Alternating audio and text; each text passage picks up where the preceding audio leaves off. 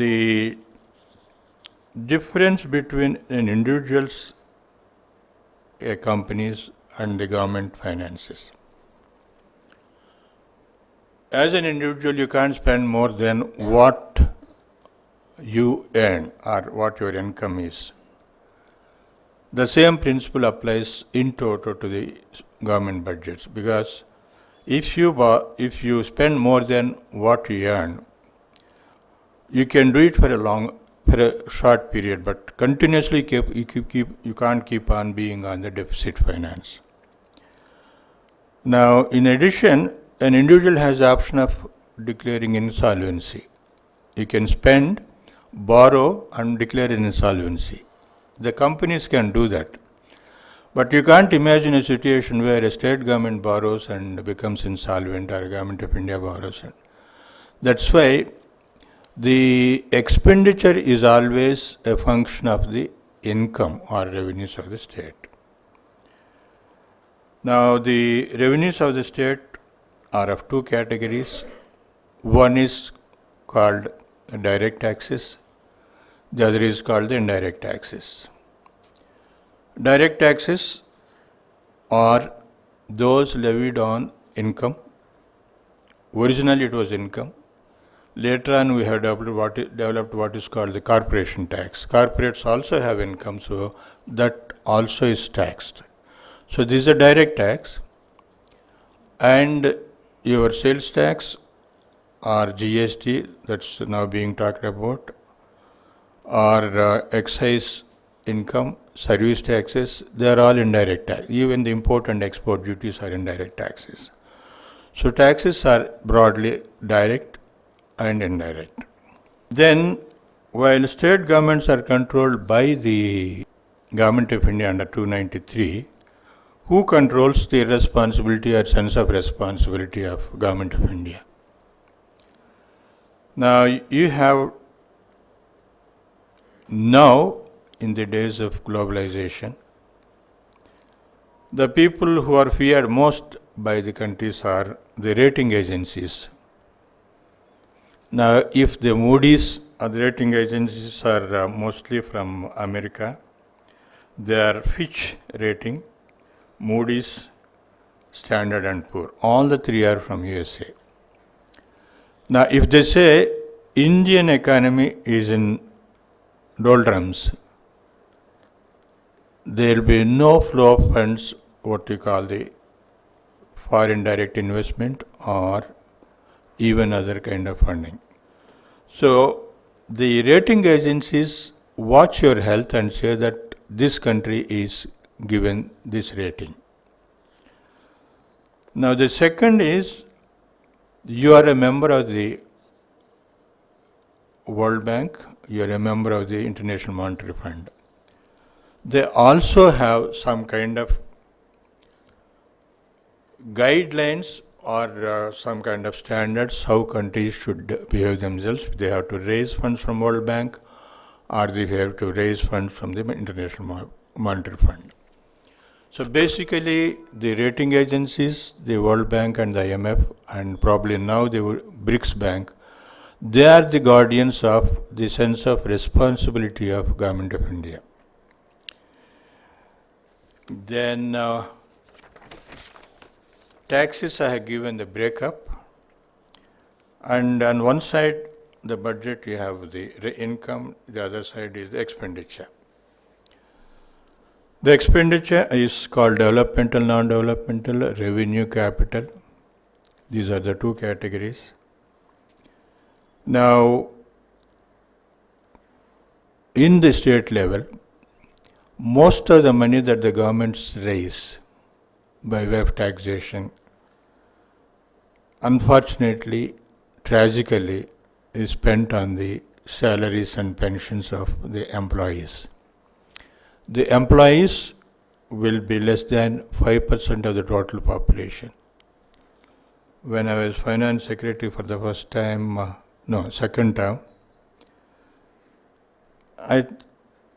every time somebody comes and asks for additional funds, I say there is no money. I ask myself, why am I saying there is no money? So I try to analyze where is the taxes money going. And I found to my shock, 82% of the taxes raised by the state government is going for salaries and pensions. So for a 5% population, we are spending 82%. For the remaining 95%, we are spending 18%. Then I tried to find out why this happened. Now the recruitment of employees is to be regulated by a number of things. But people, the officers, the ministers, they keep on recruiting without following those regulations, then come to the government for regularization or ratification. So I appoint my colleague, son, or my own relative. I take money and appoint somebody and then come to the government and say, in the exigency of work I have appointed. And it was rising at the rate of 15-20%. So then what we did for the first time at that time, because I was lucky to have a very, very sensible Chief Minister, Mr. Vijayabhaskar Reddy. I said we'll have an act to say that the appointments will be strictly controlled, and what are those provisions we built in there? If anybody employs without a sanctioned post, and if he doesn't follow the procedures, the salary of the person whom he appoints will be recovered from his salary, and he will be prosecuted with a minimum sentence of 6 months. No chief minister in the country would ever have agreed to this but for that great man. So that act we passed, and after that there is a decline in the numbers of employees, and there is more money for the public for whom the taxation is meant for. So one is the major chunk of the expenditure is your salaries and pensions. Recently you have found the 6th Pay Finance Commission, 7th pay. The cost of that is a lakh of crores or something like that. But the pressure is more at the state level than at the Government of India level. The second major item of expenditure is we keep on borrowing at both the levels. So we have repayments of the principal amount and we have the interest payments. And then there are others, major sectors like agriculture, irrigation, roads, housing, and the things are now going on increasing now. So the expenditures are in that sense there, but in the case of taxation, in addition to the direct and indirect taxes, you also have what levies. You have education cess, you have registration stamp duties. When you register property, you have to pay the money. So there are supplementary this thing, but in the case of state governments, particularly in Andhra Pradesh and Tamil Nadu, there is what is called excise duty. On sale of liquor,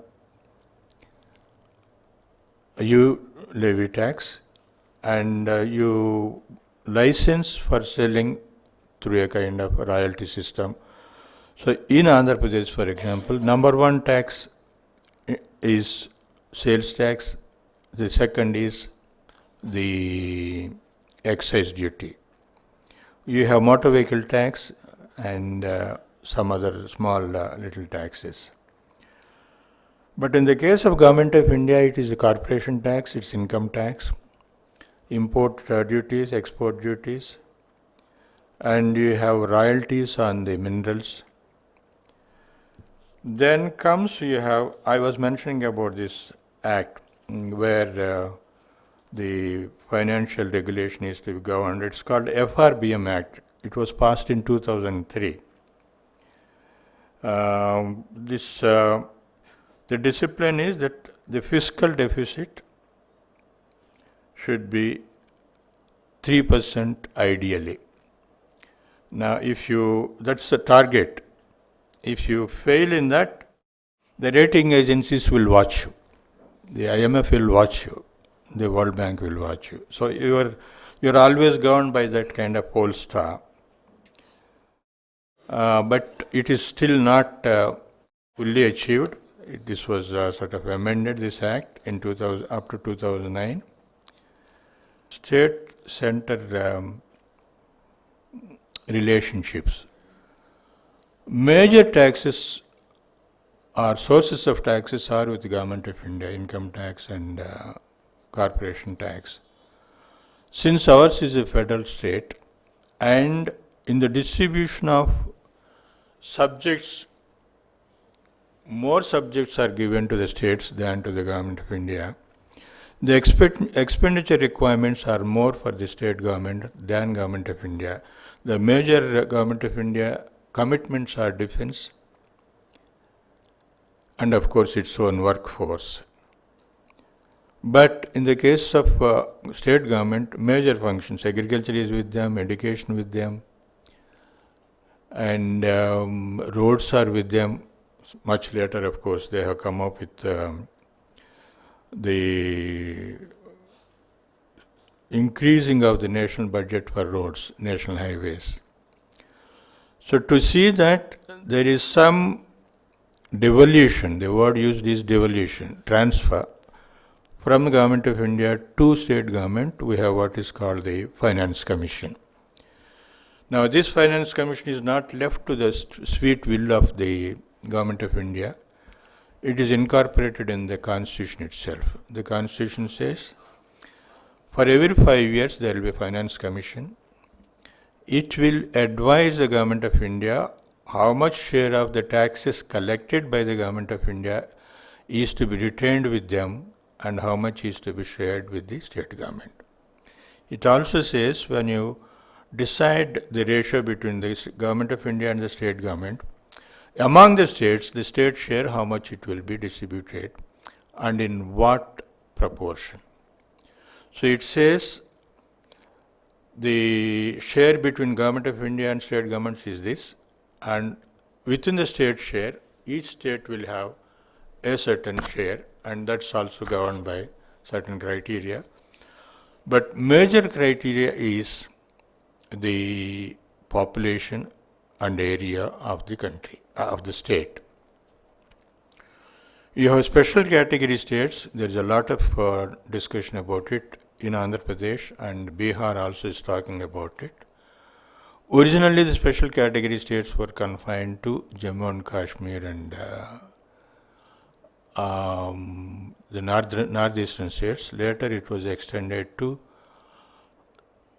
Uttaranchal after it was created, because it's basically special category states are: one, border states; two, they're hilly areas; three, they have a lot of forest.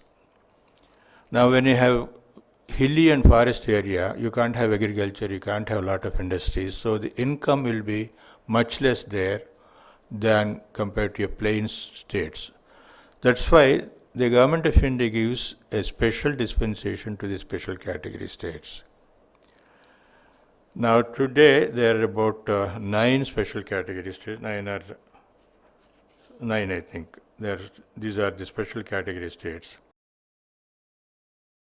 Now the Finance Commission came into existence from the beginning itself. It started in 1951, and after that every 5 years without any interval or a break you have finance commissions, and generally the recommendations of the Finance Commission are never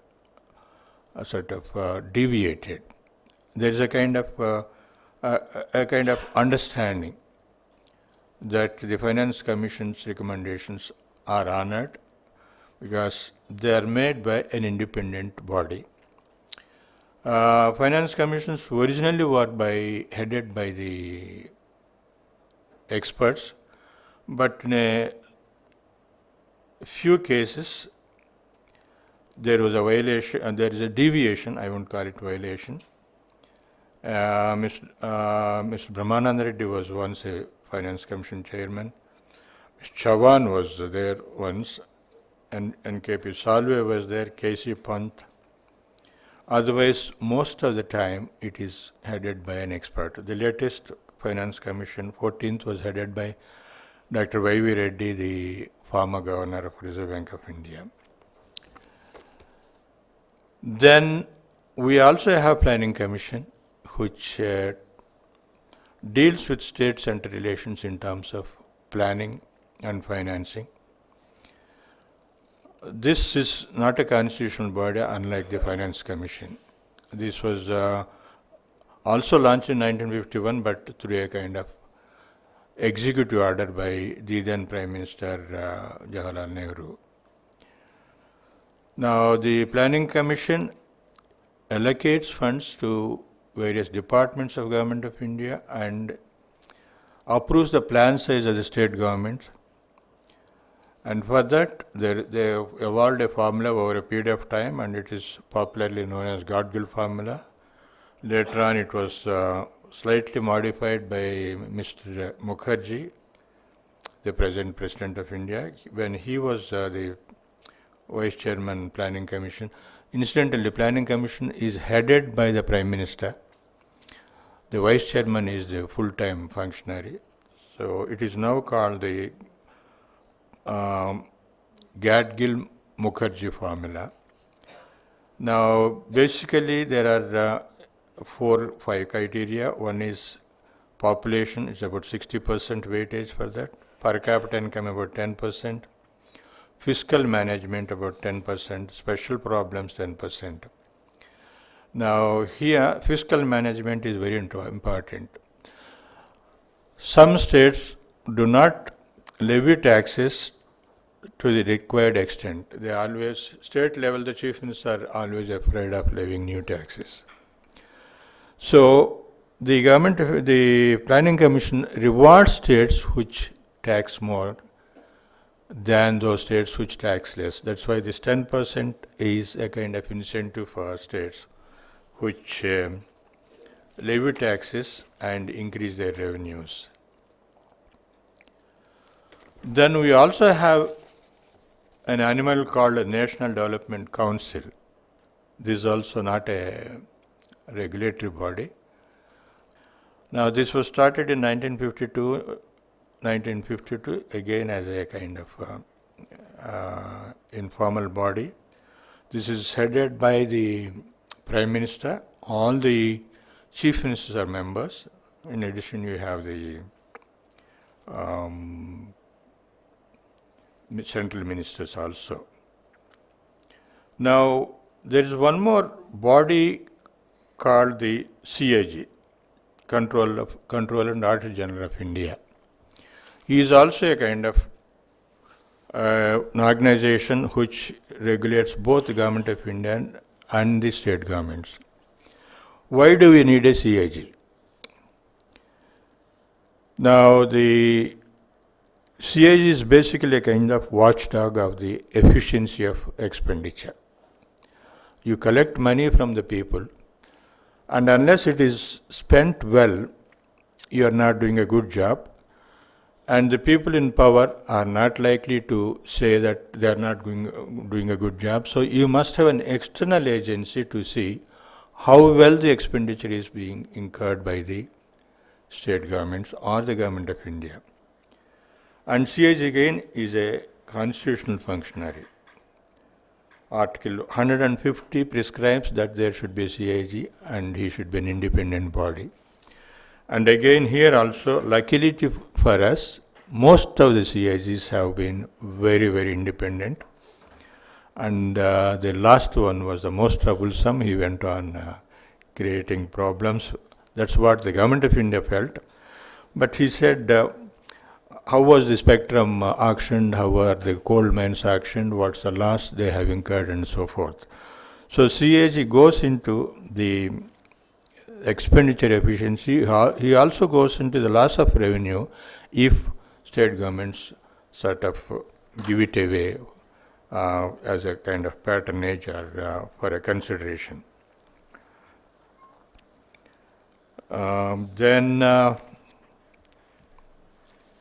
You have the concepts of GDP, that is, what is the wealth of the country created in a particular year, and fiscal deficit should be 3% of that. In the budget, you also have what is called the performance budget, charged budget, voted budget. Now, voted budget is, I already said, voted by the legislature, both at the central and state level.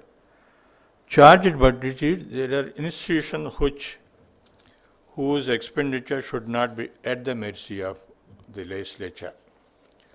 If the state government doesn't like a governor, they can say, I won't give you anything for your expenditure. They can say the president, I will not give anything to the president. They can say, we don't give money to the judges' salaries and so on. So these are the institutions whose salary or whose perquisites are not left to the sweet will of the legislature, but they are charged. That means once you have the taxation, it's a charge on them. It's a compulsory expenditure. So moto they have that kind of right. This is called the charged expenditure.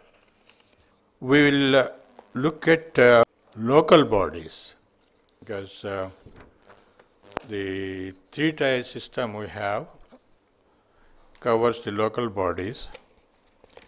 The local bodies are again of two categories, urban and rural. At the rural level, in Andhra Pradesh, it's a three-tier. That is at the district level. We call it mandal, but what is otherwise is called the Panchayat Samiti level and the Panchayat level. The Central Finance Commission also gives grants to local bodies,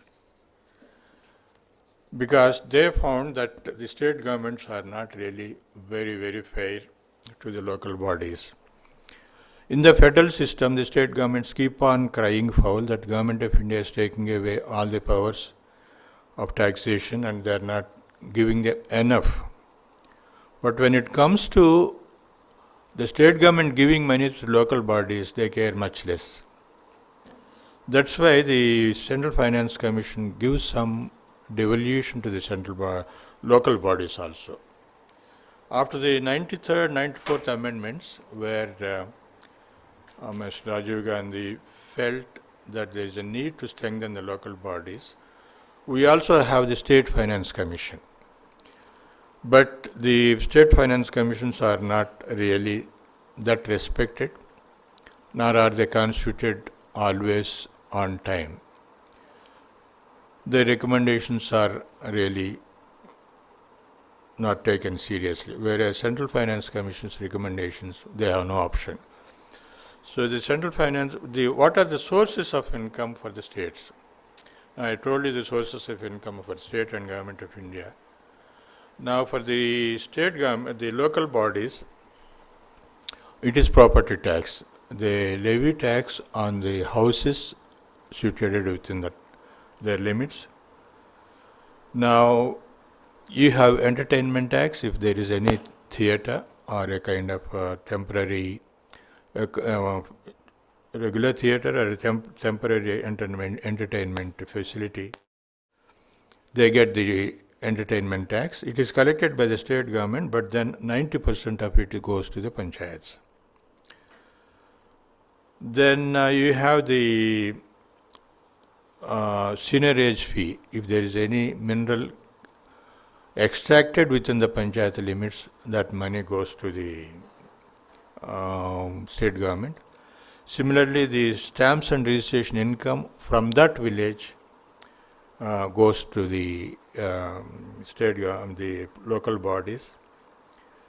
In addition, new sources are coming up, and that is the rural water supply schemes are built by the state government from their budget.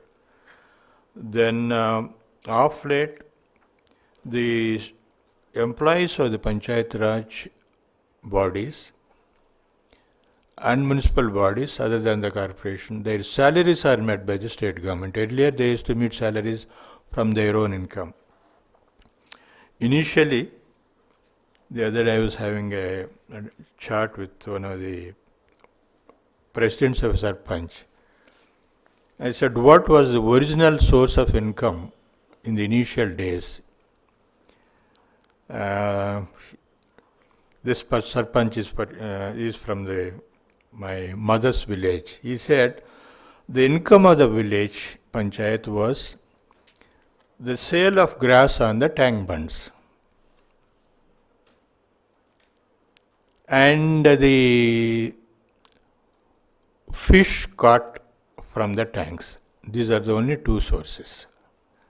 But later on, of course, they were given the power of the property tax and all other things which I mentioned. But now, in addition to this per capita, the central finance, state finance, seigniorage fee, share in entertainment tax, the power bills of the panchayat are also paid by the state government. Then you have the MLA's discretionary grant. I don't know how many states have, but here we have. An MLA gets 1 crore per year. He can spend anywhere he likes within his jurisdiction, but not on anything he likes, but there are certain items of expenditure that are laid down. So the MLA can go to a village and say, I'll give you a community hall, or I'll lay this road, or I'll put this water supply scheme in your village. Similarly, you have the MP lads. MPs also have discretionary grant. That money also is spent in some of the villages. Most of the time it's spent in the villages. And then after that, the CMs are having their discretionary grant. The CMs sometimes they keep 1,000 crores per year and they keep on increasing it. And when he goes on tour to a village, he will announce like a king, I'll give you this road, I'll give you this, I'll give you that. So today you find that local bodies are getting money outside the statutory sources of income, and to that extent they are sort of in a better position than what they used to be in the past. And in addition to the CM's grant thing, the way I have misused, I can tell you, in my village there is not a single road which is not a cement road, not even the by lanes. How do we do it? When the CM goes on announcing villages, grants there, I catch hold of the officer and ask him to smuggle in my village in that. So we have one of the earliest drinking water supply scheme, protected water supply. We have all roads and drains. So, but every village will not have a chief secretary, a finance secretary, but otherwise, basically, this kind of MLAs grants, CM's grants, and the new grants coming from the finance commissions, these are there. Just for your curiosity, I have collected the amount that the 14th Finance Commission has recommended. It's about 7,788 crores for rural local bodies and 4,837 crores for urban bodies in Telangana and Andhra Pradesh. So the total amount is coming to between two states about 12,000 crores. It's a huge amount compared to those days. Now, most of this money is given in the ratio of 90% to 10%. 90% for the population and 10% to the area of the village. Now, the same thing is done for the urban local bodies. The 14th Finance Commission has given 2,900 crores to AP and 2,700 crores to Telangana. Relationship in terms of the government and the business. You are hearing that business people control the politicians. Now, is this something new?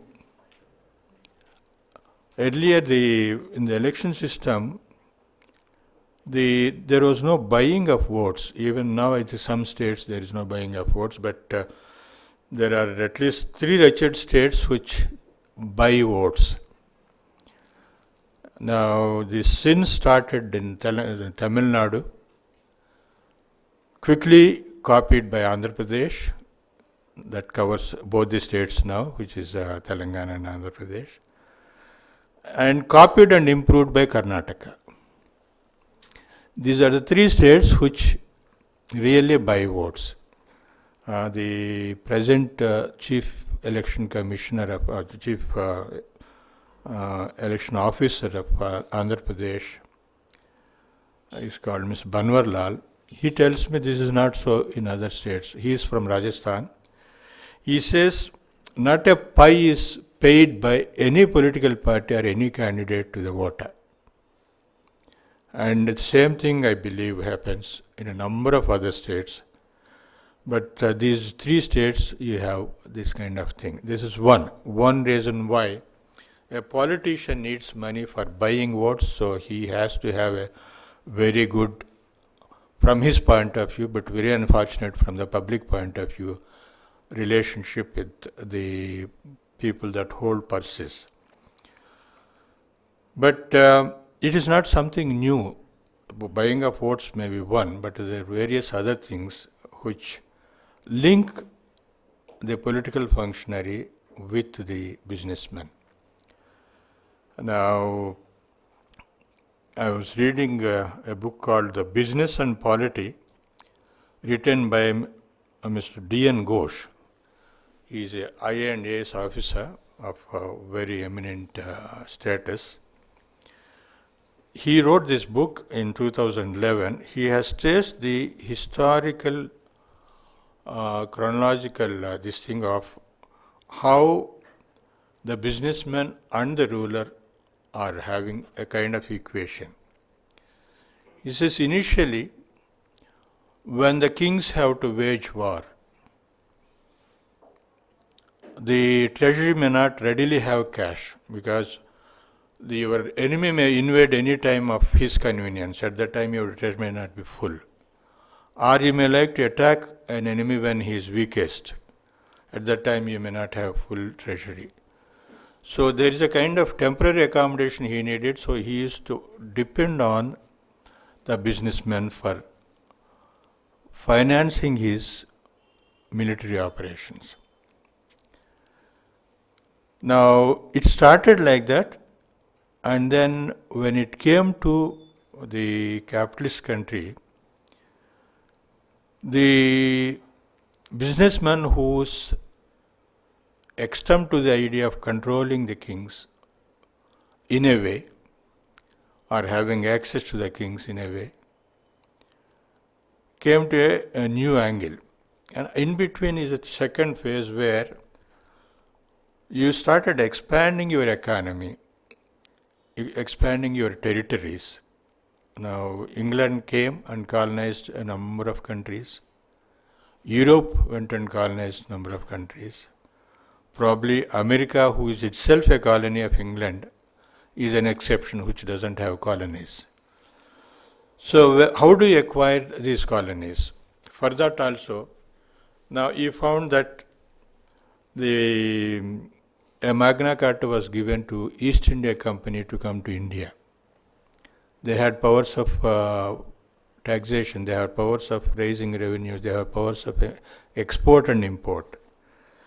And it was gradually taken over by the government. So same kind of expansionist activities of the countries facilitated through this mercantile system also led to a very close relationship between the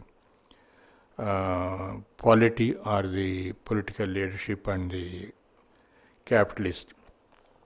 Now in the capitalist system, Originally, we had socialist system where most of the activity was in the public sector. But after 1991, taking the pretext of a kind of financial trouble, the turbaned gentleman, Mr. Manmohan Singh, it was then that they have gone into what is called privatization. And privatization meant what? Whatever could be done in public sector, you give away to the private sector. And it has become an art. And the master of the art is Dhirubhai Ambani. He started how to control the political leaders. And when a book was written on his undesirable practices, he managed to get it banned from the country. He was a petrol bunk operator somewhere in the outside the country, and he became the richest family in the world. When you start an industry, you need finances. Now, he can't put the whole money from his pocket, so the banks come in to give a loan. And later on, we have developed what is called the equity market, where you can sell shares and raise money from the public. Now, these two functions are controlled, one by the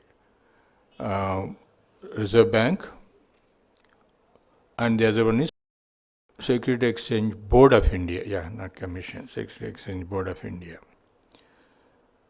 Now, if Dhirubhai has to have that kind of returns and wealth, he should have had a lot of his own money, because when a bank finances, it doesn't give the entire cost of the project. It gives 60%, sometimes 70%. So you have to show your own money as what is called margin money.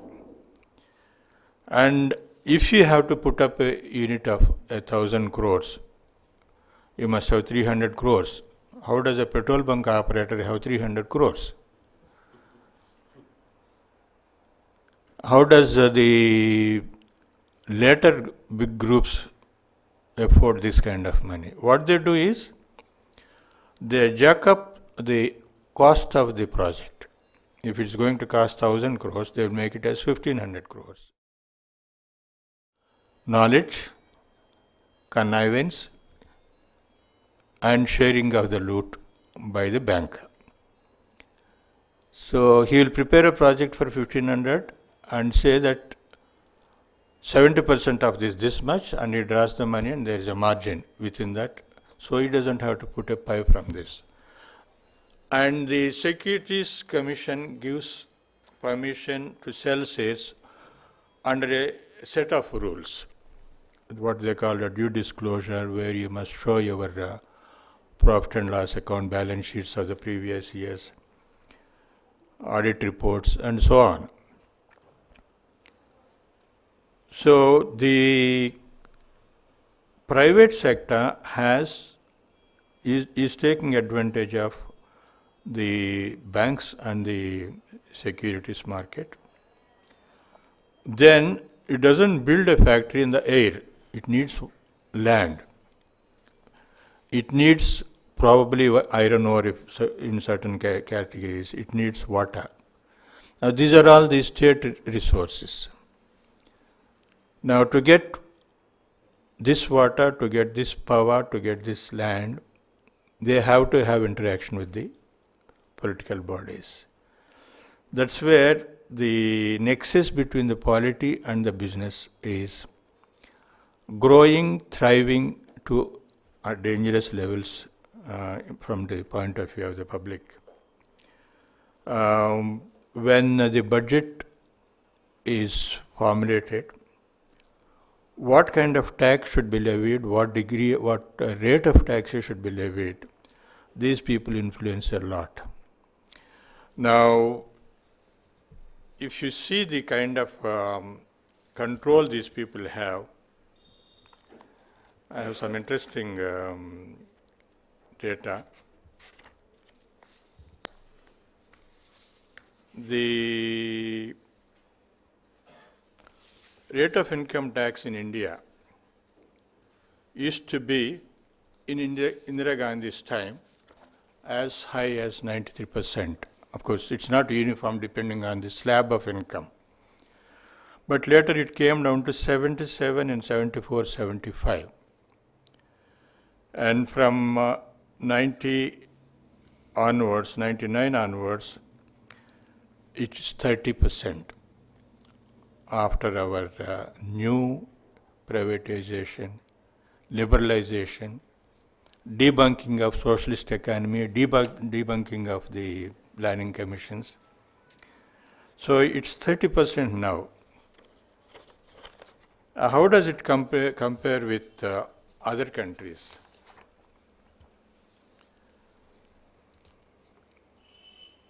Now, the highest taxation rate on the income is Japan, 50%. Then China has 45%. UK has 40%. Countries like USA have 35%. So we came down from 77 to 30%. Why? Because we felt that if you reduce the tax, there will be an incentive for them to pay tax and not create a black money. Now, since there is a provision in the Constitution which says that existing levels of concentration of wealth should be reduced, and there should be no further concentration of wealth and access to the resources of the country. Now, since 1947 till today, what's happening is exactly the opposite. India is third in terms of having maximum number of billionaires. No country, to my knowledge, has a constitution which says that it is the job of the country or the government to bring down concentration of wealth. There's only one country, that is India, which says that your job is not to allow concentration of wealth or access to opportunities and resources. So, with the mandate of the Constitution, there should be no increase in the concentration of wealth. We have reached a stage we are number 3 in terms of number of billionaires. In other words, the Constitution is kind of completely ignored. Who is doing this? Now, in a number of countries, we have inheritance tax. When Ambani Dhirubhai dies, that wealth doesn't go only to his 2 sons. In a number of countries, 40%, 35% of the wealth of a person accrues to the state, because his wealth is accumulated with the support and protection of the state government, of the government. Support in terms of, as I said, the funding, resources. More important is, can you imagine the biggest slum in the world is called Dharavi in Bombay. The richest house in the world is owned by Mukesh Ambani. If there is no security of the state, how many minutes will it take for Dharavi to demolish Mukesh Ambani's house? So his entire wealth is protected by the state government. This is a function to which no fee can be fixed. That's the kind of valuable service that the security provides. If you recall in West Bengal, if you know, some of you are from West Bengal, Gheraos and Bunds did damage the industrialization of that state. This is something which even state government has now accepted, and they are trying to undo the damage. So how does this Gharao and Band come in? If the state police allow a little freedom to the unions, they would try to sort of bargain for higher wages. But the police will always side with the rich man and not allow this. I have this experience myself when I was sub-collector. That was the first posting which you'd have read. Once I rang up one of the, you call it Mamlatdar or Talukdar in North. I rang up for him. He said he is not in the station, has gone to an interior tribal village along with the inspector of police. He has gone to negotiate wages between the landlords and the workers. And you know what will happen? When the government machinery goes, their support will always be to the landlord. So I said, ask him not to spend a minute there, come back, and never again go for any wage settlement. Leave it to the landlord and the workers. They will have to settle it themselves. But it doesn't happen today. The whole might of the government is behind the factory owner and not with the worker. So for all these reasons, the control of the economy is by these people. And the worst thing that has happened is what is called the regulatory capture. Why did the American economy fail a few years back? Basically because the banks and the financial institutions captured the Federal Reserve in a way, or the Federal Reserve was too loose to allow that. Now, when this was happening, it was so happened I was on the Reserve Bank of India board. We expected similar trouble in Andhra Pradesh, and the credit mostly goes not so much to the board but to the governor, Dr. Y.V. Reddy. In America, the housing bust was something which you all heard about. So the Reserve Bank anticipated there will be similar expansion of housing activity, and there will be more supply than demand, and the sector will collapse like in England, like in America. So he said they will have to make greater provision for bad debts in the case of housing, unlike other sectors. So you take advance precautions, it's possible to save that economy. In fact, a system where all the finance ministers, all the central banks have conclaves. And Stiglitz, one of the very well-known economists of America, said, Dr. Y.V. Reid was participating in that conclave. He said, if we had a governor like Y.V. Reid heading the Federal Reserve, America would not have gone bust in 2008. Now, this is called the regulatory capture. You capture the regulator and you do things in your own individual or your company's interest, putting the public interest in jeopardy. So this is where the relationship between the polity and the business is something which is very, very dangerous animal prowling around, not today, but starting from the good old days. In fact, I read somewhere that even the crusades were financed by the businessmen. Because when you crusade is nothing but you take over another place. So when you go take over another place, you finance it and then you acquire market of that place.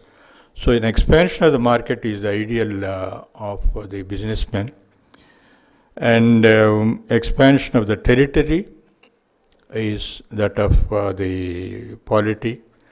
So they are sort of made for each other in a way, unfortunately.